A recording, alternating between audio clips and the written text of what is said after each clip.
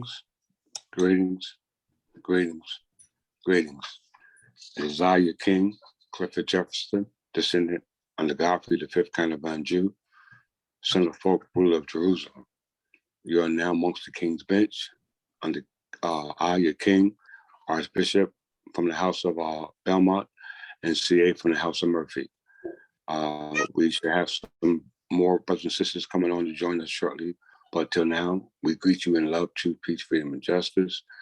We're here once again to enlighten you with the information that our people so seek for, and they have not been given it. And that's our job. So we humble ourselves before you, and we come to give you the best clarity that anyone can give you in regards to your rights that you should have as citizens. We really don't understand this concept, and you need to know it. We would try to be as clear, as precise.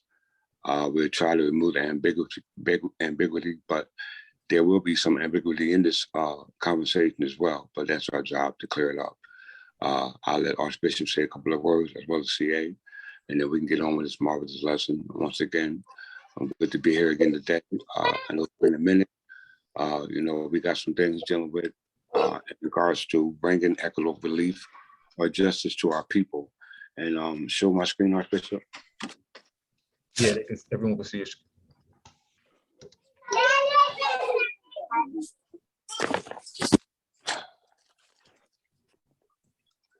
Is it wide?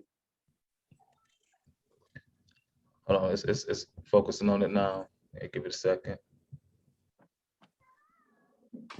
Pull it back out towards your way. Okay, yeah, they'll be able to see it from there. You got to lift it up some. I can see it on my screen. Hold on, Why can't I see it? You just got to lift it up because how Is anyone? Okay. Lift it up higher. That's So good. you got to lift it up higher. Yep, there you go. Yep. Okay.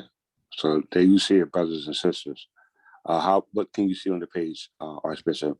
It's not focusing on the names per se, but they can see the logo from the church. Can they see any language or anything? No, they can't see that. You got to pull it back because it's not focused on it. All right. Camera not focused on it. Okay. Don't worry about it. This is a core warranto that the Third Temple English Church has presented in lieu of equitable relief that one would seek in lieu of one's right as a citizen. We're not able to get this because we truly don't know what the word citizen means. Because if you did, you would have these rights. There was a core warranto presented and created by us, the Third Temple English Church, under the guardianship of Archbishop and CA.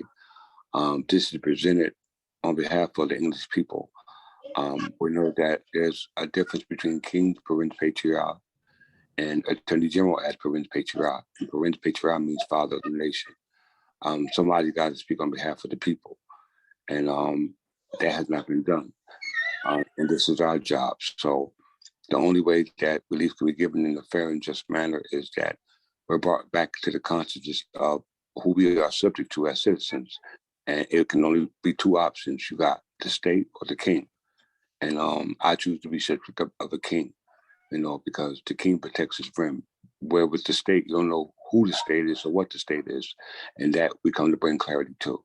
So without further ado, I'll let Archbishop and then CA say a couple of words, and then we can get on with this marvelous lesson. One thing before you do, Archbishop, am I speaking clear? I can't hear you. Yes, but your pitch could get a little louder. A little bit louder? A little louder on the tone, but everything is clear. Okay. All right, we'll do. Go ahead, Archbishop. Greetings again, everyone, the people from the Kingdom of England, as well Albion, which you call so-called Great Britain. As I, Archbishop Belmont from the Noble House of Belmont. And today is February 13, 2972, Berber calendar, which is equivalent to your 2022 Gregorian calendar. Once again, like the King said, it's always a marvelous time to come together amongst our brothers and sisters to be able to bring this information to you. especially during the time where our brothers and sisters need to know who is here for them when they're going through their situations right now. They can only have its remedy in one place, and that's in Chancery. So as the king has created this marvelous lesson for the heirs, please pay attention, because once again, we only come for our own, and for those who are ready to heed the warning, the understanding of what citizen are you from. If you are a subject of the king, or you're a citizen of the state, which technically does not exist. So I digress, and I leave the rest of the introduction to C.A. Murphy, and then we can go and get started with this lesson. Gratitude, Archbishop. Peace and love, everyone. At the sound of my voice, I trust all is well.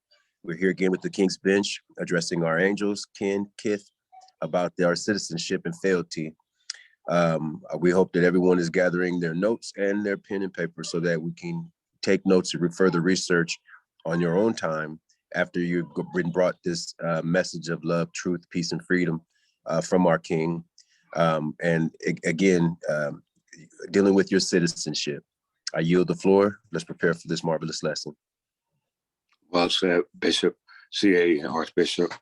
Once again, as you've seen presented, was a affidavit presented in lieu of what we call a core warranto. And I'm pretty sure you should all know what a core warranto is. And the reason why this was presented is regard to officers acting in the fiduciary duty with no authority to act in such a manner. And we come to bring this clarity. And the difference between us, the King's Bench, and other platforms, other studentry classes, or synagogues, or churches, or law rooms, or take your pick. You know, the difference between us is that when you sit back and watch these lectures that are being done on podcasts, you see every word that we say promulgated by way of either statute, legislation, case law, or parliamentary act, or a charter, as the evidence that we present in regards to our claim, because the claim can always be challenged. Because us as citizens, it's our obligation as citizens to speak on behalf of the nation we represent. And for all those who don't know, the word citizen simply means one subject, because no man lives to himself, but bound by court to every little thing. So you are subject to something. Political status and allegiance.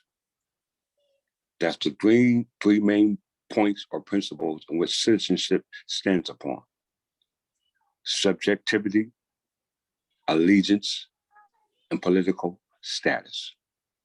All right, because without citizenship, you have no political status and you have no allegiance. Without political status, you have no citizenship and no allegiance. Without allegiance, you have no political status or no citizenship, because somebody has to protect you. When you're born, based off of birthright, there are rights already preserved for you, for your protection when you come on the scene. So if that's not already in place for you, then you have no birthright, because it's determined by citizenship, right? Citizens determine, are you a part of society? And there's many so-called societies here in what we call North America. And these societies in North America do not belong here. And we're going to prove that today, because it doesn't matter what you call yourself, what family you're are part of, it's about your allegiance. And we're going to show you it's about your allegiance, because majority of the history pertaining to America here is based off those who was given the right to settle here. And to settle here doesn't mean that you were actually here originally. And when I say that, I speak about all ethnicities. If you settled here, or migrate here, or naturalized here, then you are not the original people from this particular territory that were governed by law.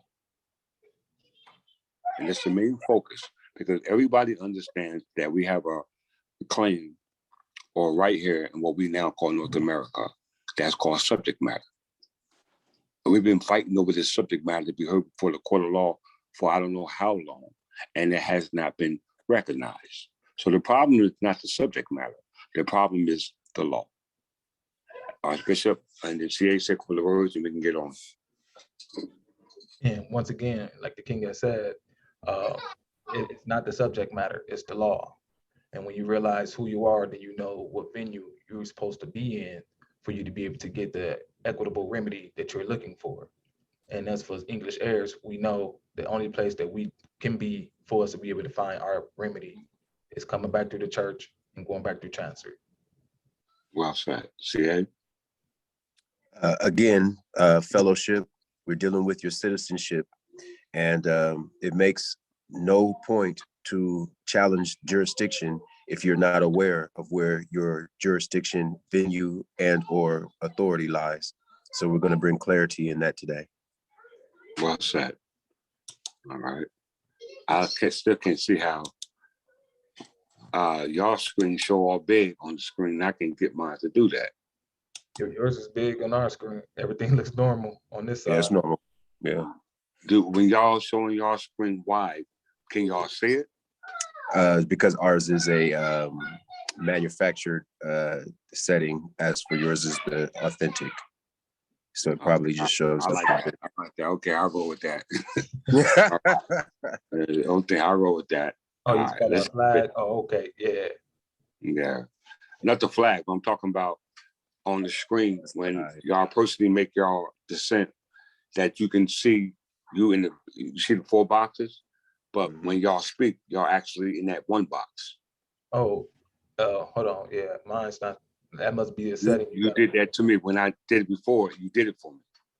Yeah, I had you underneath. So what you have to do, you have to change your setting underneath view and hit gallery. Because mine's the setting gallery, so that way we all in 4 boxes. Okay, all right. Don't worry about it. Let's get on to tomorrow's lesson. Once again, welcome, brothers and sisters. I love you all. I desire your hearts back into the ways of your forefathers who were Englishmen and women. We have a vast estate, and fortunately, we're not told about it, but you will today. All right. So I'm not going to read. I'm going to let CA and Archbishop read, and I'm just going to break down in its entirety what needs to be broken down so that you can have a clear understanding. Now, as I said, with lessons, brothers and sisters, there are always abstract and concrete meanings to things. And when you speak about abstract and concrete meanings, they go with everything in your life. For this situation, the most important understanding about concrete and abstract has to do with religion and law. Religion and law, because the abstract religion is governed by abstract law. And the concrete religion is covered by concrete law. And concrete law are laws that you can apply physically through legislative acts, through statutory law, heard in the proper jurisdiction, what we call a court of law. Versus or contrast to that which is a abstract faith or religious faith, which is based off abstract laws that are given based off what we call sola scripture or sola scripture or sola faith, which means that you either go by the scriptures or you go by your faith. But it has nothing to do with actual law or court law. Okay, that's the difference. And that's the problem. We know that the community that came here prior to the colonization was set up as a community that was what we call a church or a church state. But the word state didn't exist there. So it was just a church that was acting in what we call parliamentary laws. All right. And within that polity, it was able to give charters, grants, letter patents, because we must understand that a charter is not a government. A charter is just a transmission document to show a transmission of power and rights. And we know the power comes from the source. So if you have a charter, you have a grantee and a grantor. We on the time, right? See it, Archbishop? Right. Yeah. With 30 minutes? Yeah. 30 I haven't started it, but I can start it now. So even if it's a little bit over 30, we're good. Okay. So we have a charter. And most colonies, plantations were given charters. And we understand, again, charters are transmission documents for rights and powers, but in no way entail to be established as a government, because the one who gives the charter is the grantor, and that's the monarch. And the monarch is the one who runs the government, because the monarch owns the land. All right. And if you get a charter to settle on some land, that means that you can't own the land, because the charter creates a contract between the grantor and the grantee. And we happen to be dealing with the territories in regards to what we call North America. Before it became North America, it was called the United States. Before it became the United States, it was called the United Colony. Before it was called the United Colony, it was called the provinces. Okay, and you must go back to the law that were governing the provinces prior to they becoming colonies. All right, and we know that when the provinces were under the subjectivity of the king, that means that it must have been the heirs and successors. Because if you're a colonist and came here and set plantations, then you're not an heir or successor. Because when charters are given, it must not supersede the heirs and successors, because a charter that's given for somebody to settle here, that's called a charitable association or a company, which means you're given as trustees. Because in a charter given by a grantor, i.e. a king, ain't no way in hell a king will give a charter and not include his heirs and successors. And that has been the case with the establishment of the de facto parliament, which we're going to see in today's lesson. So please, I'm again say please. You know, our job is not to compete, combat with any platform, anything. Our job is simply to bring you the truth. And your job is to only receive the truth. It's here, plain black and white. You know, we're not speaking about something out of thin air and just telling you in your face and you don't have no type of source to go to. We're not only giving you the source, we're explaining the source, where the source comes from. Okay, so Archbishop, another second to say a couple of words, and CA, and then we can get on this marvelous lesson. And once again, like the king says, pay close attention to what's being said. This is not what we're saying from our own words. We're just bringing something to the forefront that's been out of your consciousness for far too long, based off of your current state of affairs. So just pay attention. And for those who are ready to take this in for what it is, you know what you need to do afterwards. Okay, see it? Yeah, very clear. When dealing with the consciousness and remembering, it is important that this is a form of honoring your forefathers and foremothers who have set forth this legislation, trust, charter, and or legacy for your benefit. So any omission or unacknowledgement of that is a dishonor. So we come forth to offer you this simple truth so that you may step into the affairs of man. I yield. Okay, well said, bishops. What I want you brothers and sisters to do is follow the timeline. Follow the timeline.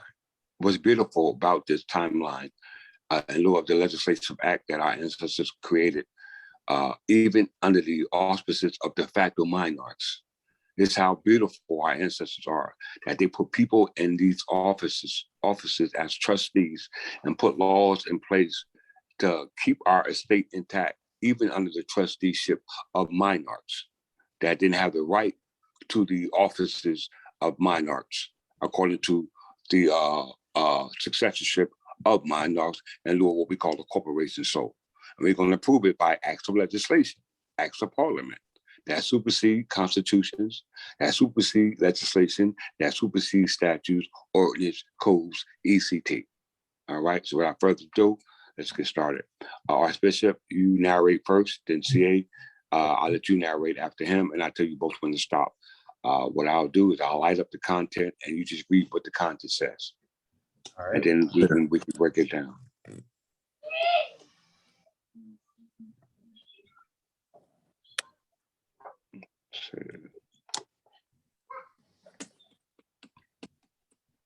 Okay, go ahead, Archbishop. All right. Census. A census is the procedure of systematically calculating, acquiring, and recording information about the members of a given population. This term is used mostly in connection with national population and housing census. Other common census include the census of agriculture, and other censuses, such as the traditional culture, business, supplies, and traffic censuses. Okay, well, so as we can see, they spoke about censuses are based off information about the members of given populations. And the term is mostly connected with national population and housing censuses. So when you're dealing with housing, housing is nothing more than placing you somewhere. And it falls in the category of what we call a settlement. Because when you come here from another country, you're going to need housing.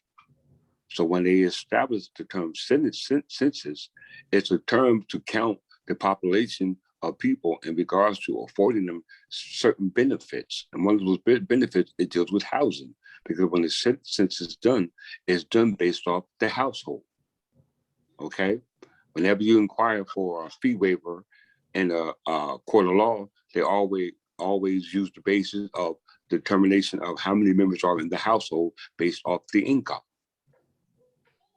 All right, let's move further. So we understand that the term census comes in different categories, but it still falls in the line of counting. Numerical counting of either population, agricultural counting, business counting, supplies, traffic, etc. It all deals with counting. And in this case, we're dealing with the counting of the population of people. So now we understand or got a general idea of what the word or definition means. Let's get a little bit more deeper understanding in reference to residency here in North America, because all citizens are considered residents. And a resident is a taxpayer. Every state and every county and every municipality, township, bureau, etc. pay taxes. This is called a poll tax, head tax, or capitation tax. We're going to see it, and this origin goes back or derives from the church. And when I mean for the church, majority of the communities who came here as colonies, who set up settlements and made plantations, were of the Christian faith. And most of these faiths follow traditions and customs of abstract belief that derive from different offshoots of what we call the Protestant church. Whether you were Protestant, Anglican, Baptist, Methodist, Calvinist, Lutheran, whatever the case may be, you all were part of the community of people who made up the church. This is why the Constitution forbids the creation of any religious church. But prior to the creation of the Constitution, there was no such thing as free faith of religion, because there was only one religion, and that was the Reformed Church of England. Okay, but the problem is the reform of the Church of England, which was originally called the English Church of England, which we had to reform from as the English Third Temple Church because of what was done through the Reformation of the people who created this problem. So follow along. If you don't get what I'm or catch what we're saying, play it back, because this is going to be the best lesson you ever heard. So we're talking about census, we're talking about the population, and we know that because all the population of people live in houses. Some don't, though. Some are on the streets, but believe me, you are counted. All right. And as a result of that counting, that determines your citizenship. And that denotes to your political status, your subjectivity, and your allegiance.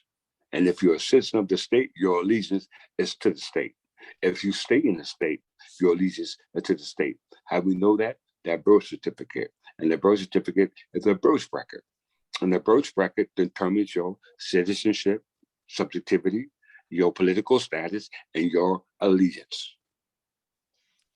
Anybody, I want to say something to that, brothers? And point of interest, like you said, and that's that settlement certificate or birth certificate, not only has been following you, but it's been following your family, because it's a lineal descent certificate to trace technically a pedigree. They need to know who you are and what family you belong to, so that way they can figure out how they're going to tax you, because everybody's family was not underneath the same status. It's very important to understand that in regards to citizenship, because as English subjects, and based on how much you know about the history of England, determines your rights guaranteed by citizenship. Very important. You know, if you're assuming that England was over there, and being that Great Britain separated from what we call America, you don't have no rights now, because they're going to tell you go back over there. So it's very important to understand that you have to show or understand the connection here in reference to the Kingdom of England, which at that time was the Empire of Albion, right? That was created by your ancestors, and as a result of you forgetting and switching and adopting for our abstract faith to practice here on your ancestors' land, as a result of, it could have been many things. It could have been forced servitude. It could have been capitulation. It could have been many things, you know, but our job is to not worry about how it originated. Our job is to fix it. And how we fix it is to show that we are not residents here in what we call now America. There are residents here in what we call America by going back and understanding the origin of the colonies, okay?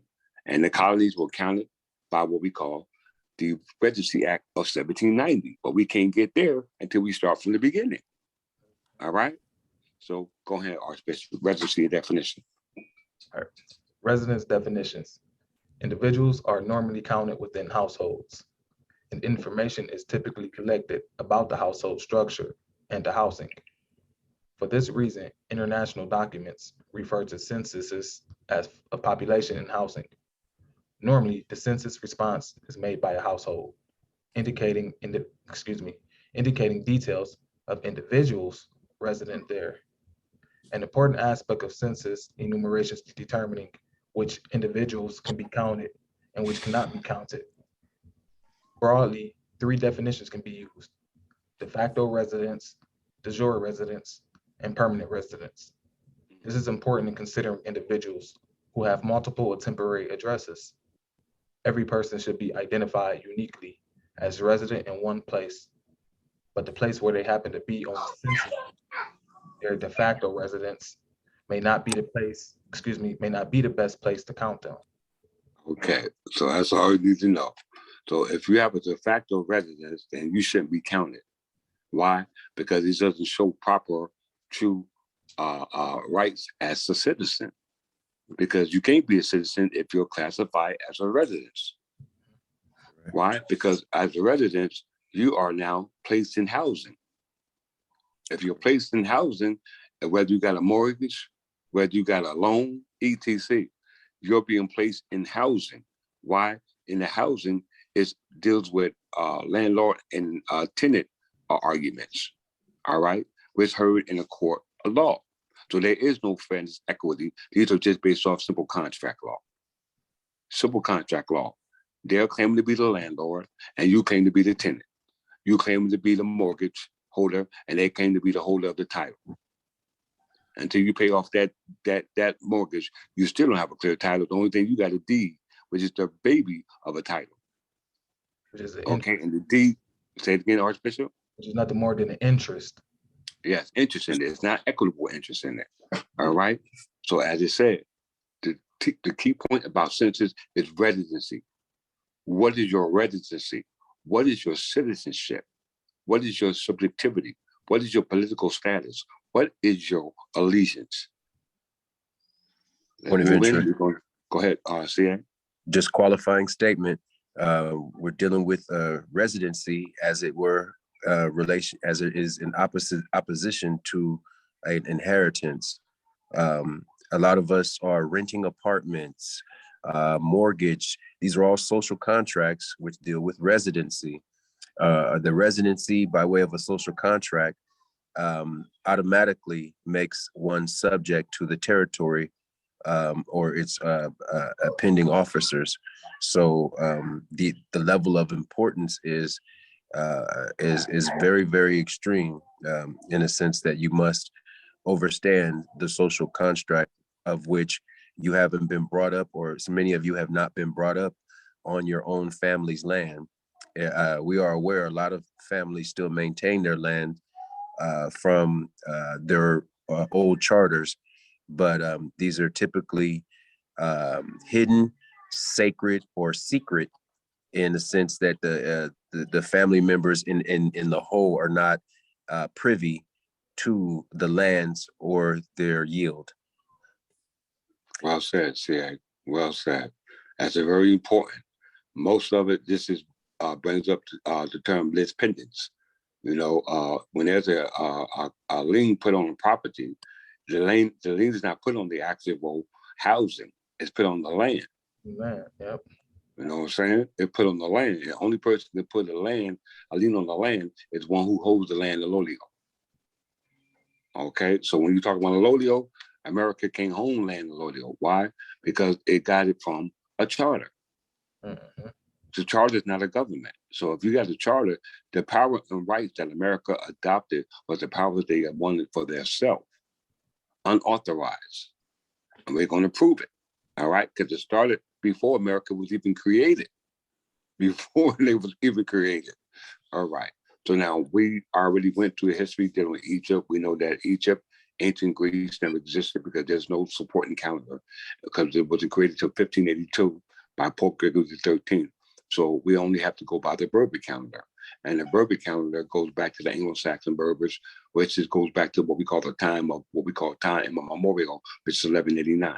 So as we scroll down the specific historical nations of people, which they say is Egypt, then you got ancient Greek, then we go to Israel. Very key point, because as I said, most of the communities here who made up what we call America now were actually established religious communities, whether it were customs, traditions, faith, etc. It was based off a system that they were normally used to, okay? And they adopted principles, what we call laws, rules, etc., all meaning the same. But being this matter comes from a religious standpoint in regards to us as those who don't understand who they are, and the result of that, it's influence of what we call Christianity.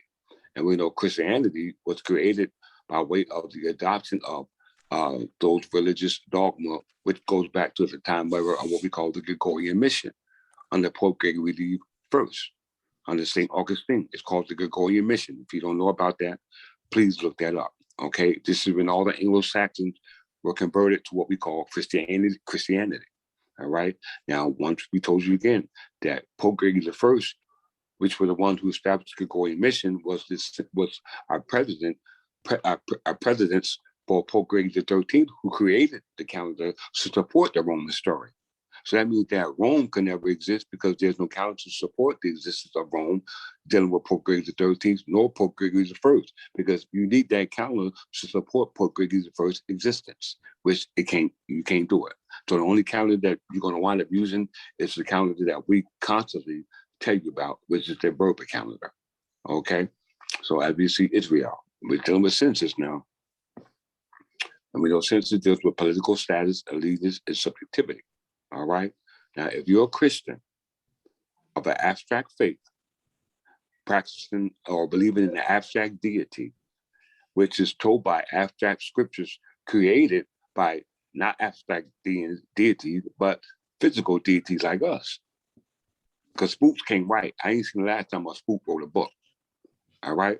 So if a person who looked like you wrote a book about the spook, then how did he get that information to write about the spook? Now, this is going to start your mind to understanding how things work. Because remember, you have to be accounted amongst the senses. Whether you're God's children, whether you're the devil's children, whether you're America's children, I don't care who. You have a mother and you have a father. Okay? So you belong to somebody and you are being counted. So since we want to start this from the biblical days, let's start this there. All right? It says Israel. Census are mentioned in the Bible. God commands a per capita tax to be paid with the census for the upkeep of the tabernacle. The book of Numbers is a name after the counting of the Israelite population, according to the house of the fathers after the exodus from Egypt. A second census was taken while the Israelites were camped in the plains of Moab. Now, as we told you, we get into the kingdom of Iberia, which we're going to close out by the ending of this lecture to correlate the purpose of the census in regards to those invading what we call Albion. Why? Because we know that the ones who wrote this book called the Bible were all monarchs that descended down from Irish, Scottish descendants. All right? Because who wrote the Bible? King James. King James was the sixth king of Scotland and presumed to be the first king of England. We're about to disqualify that now. So anything dealing with King James the House of Handel, the House of Saxon-Coburg, and the ones who rule now, the House of Windsor, are fraudulent de facto minority because of one act. And we're not going to tell you right now. We're going to show you that our ancestors had us from day one. They had you from day one, but it's not for them to want you to come home. You're going to have to come home because that's the only way you're going to be protected. And we're going to show you if you're not from a God's house or what we call our ancestors' house, then you're going to be subject to tax because we're not looking at this from a biblical or abstract tax because this is not a biblical tax. People are being taxed today physically being taxed. As we read, census is for taxes. You pay taxes, what we call poll tax. Now let's look up what per capita tax says. Read that, CA. A poll tax, known as a head tax or capitation, is a tax levy upon fixed sum of every liable individual, typically every adult, without reference to income or resource. Head tax were important sources of revenue for many governments of ancient time until the 19th century. In the United Kingdom, poll tax were levied by government of John of Gaunt in the 14th century, Charles II in the 17th century, and Margaret Thatcher in the 20th century. That's good. Okay. So as we can see, the origin, according to the abstract story, says that the Israelites were taxed. And we understand the word capita tax goes back to poll tax or head tax or capitation tax, which was tax on every individual. Okay. As we said, most of the settlers who came here as colonists were of a Christian faith. They were called either Anglicans, Protestants, Methodists, etc. All right. So it's very important to understand that you must understand this in the concrete manner because it mentions a guy by the name of John Gaunt. Very important character. John Gaunt. Let's find out who he really is. But we're not going to find out that from the definition of poll tax. Let's go back to census. Let's go back to history.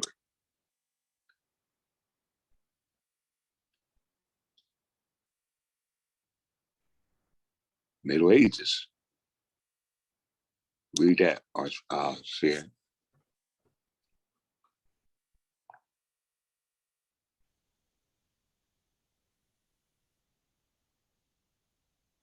Can't hear you.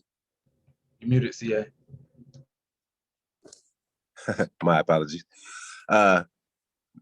Medieval Europe, the Doomsday Book was an undertaking in AD 1086 by William I of England, so that he could properly tax the land he had recently conquered in 1183.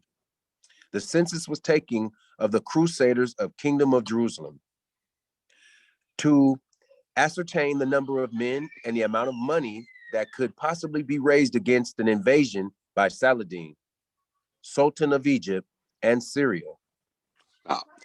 Okay, so now we understand that according to the abstract story about Jesus going to be in Jerusalem in 1 AD is a bunch of bullcrap because there's no calendar. But yet they mentioned in 1183 about the Crusader Wars of the Kingdom of Jerusalem. And my great-father, who I descended down from, named Godfrey the fifth caravan Jew, father was called Folk, ruler of Jerusalem. Okay? And what's going to make this very important that we're going to show the connection from Jerusalem, which not just that little territory they're talking about, but it also extends here to what we call Jersey, because Jersey is called the Garden State. We're going to show that and validate everything we're saying. Why? Because we have to go through what we call, it said that John Gaunt issued a poll tax. And we know that issued through the Middle Ages now. 1086 was the result of William the Conqueror conquering England. All right. But then you go up to John Gaunt.